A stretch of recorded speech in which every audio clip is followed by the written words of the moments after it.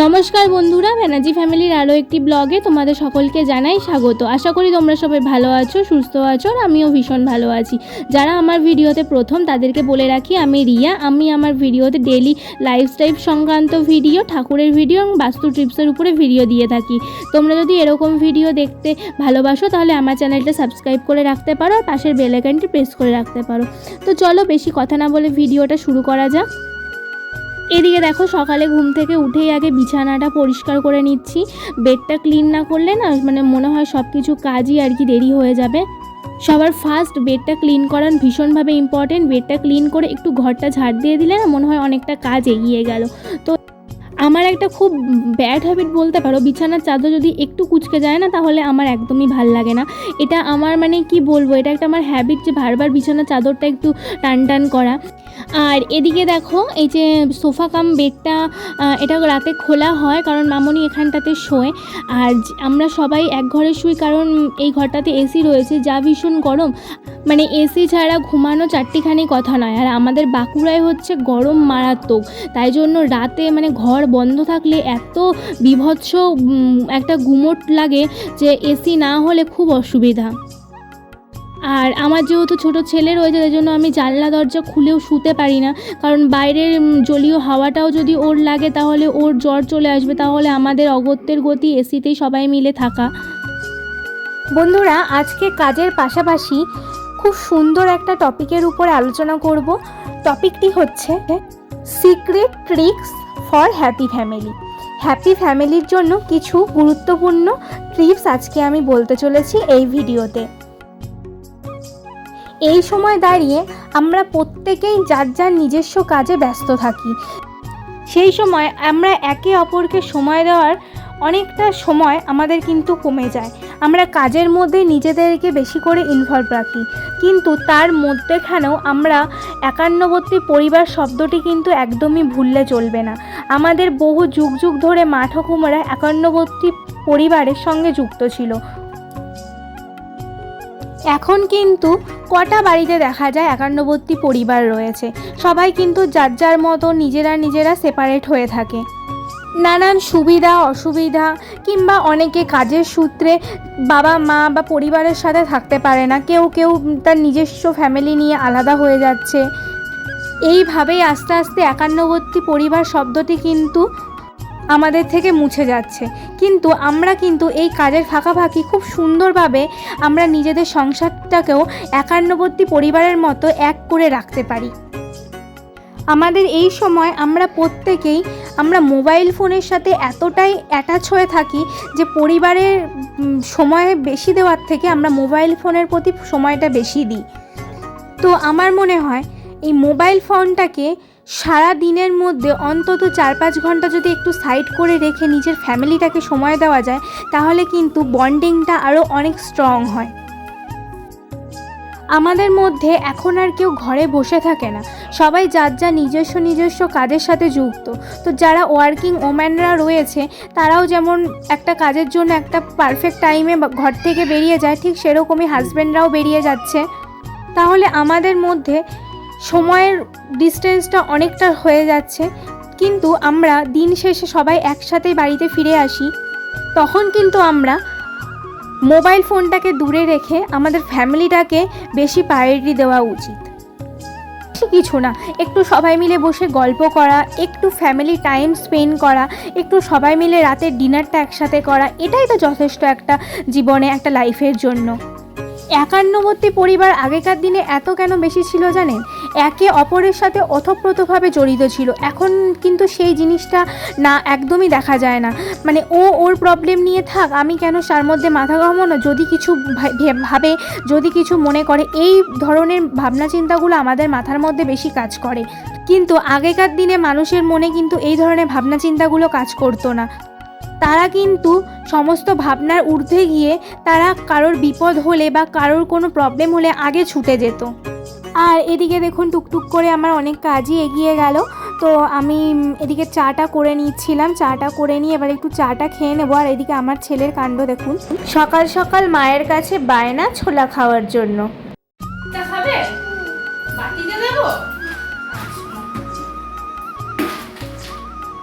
ভালো করে ধরো দু হাত দিয়ে, হয়েছে?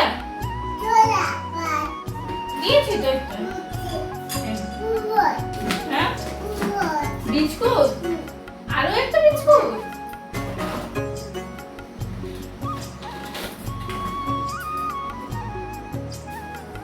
হয়েছে? ধরে ধরে নিয়ে যাবে। ব্যাপারটা হচ্ছে আমার ছেলে ছোলা খেতে ভীষণ ভালোবাসে, আর ও রান্নাঘরে এসে দেখতে পেয়েছে ছোলার কোটোটা একদম সামনেই রাখা, তাই জন্য ওকে একটু দিতে হবে, তার সাথে ওকে একটা বিস্কুট দিতে হলো। খাবে না কিন্তু ও নিয়ে গেল সুন্দরভাবে, সেটাই দেখতে কত ভালো লাগে না এইটুকু ছোটো বয়সে।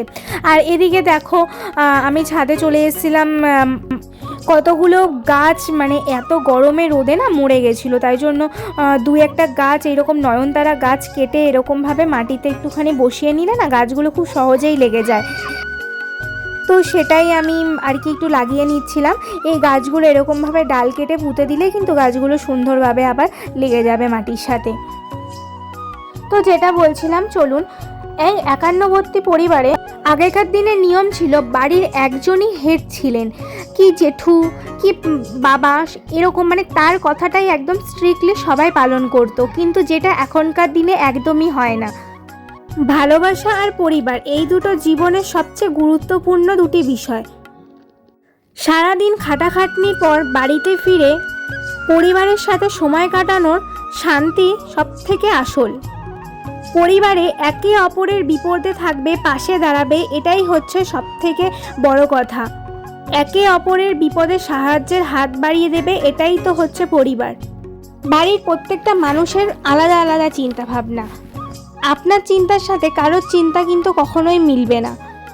তাই জন্য সেরকম পরিস্থিতিতে যদি আপনাকে পড়তে হয় যে আপনাকে ওই জিনিসটা মেনে নিতে হচ্ছে, আপনি মেনে নিতে পারছেন না, আপনার মাইন্ড হয়তো অন্য কিছু বলছে, কিন্তু সেখানে চুপ করে যাওয়াই সবথেকে শ্রেয় বলে মনে করা হচ্ছে। কথায় আছে না, ঘর যদি আপনার শরীর হয় তাহলে পরিবার হলো আপনার হৃদয়। আমাদের জীবনে কিন্তু কোনো কিছুই ফিক্সড নয়, শুধু পরিবার ছাড়া।